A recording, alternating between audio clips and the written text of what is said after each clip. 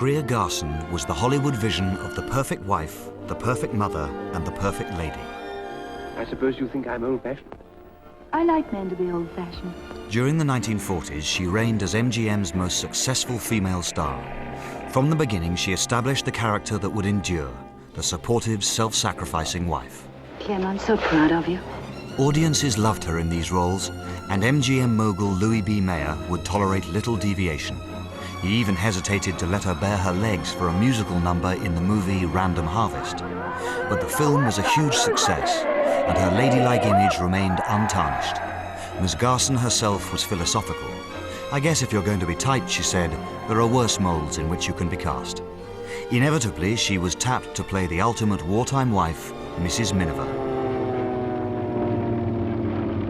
I think you're even more beautiful than when I married you. She and frequent co-star Walter Pidgeon epitomized a normal family struggling to survive the conflict. In fact, when President Roosevelt screened the movie, he was so impressed that he requested an immediate release. And Winston Churchill called it propaganda worth 100 battleships.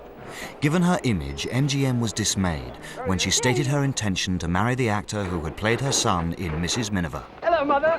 The studio was afraid the publicity from marrying a man several years younger than herself would hurt the picture.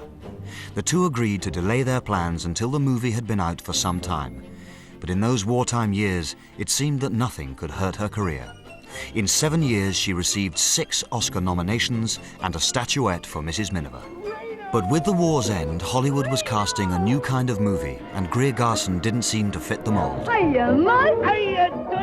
In fact, director Victor Fleming had to demonstrate just how she could get co-star Clark Gable's attention. A lady to the last, she relinquished her throne gracefully. Isn't that the right time to stop when people still think you're charming? Although she would make several more films, none would touch the success of her wartime efforts. But for a generation, Greer Garson will always represent all that the boys overseas fought to preserve.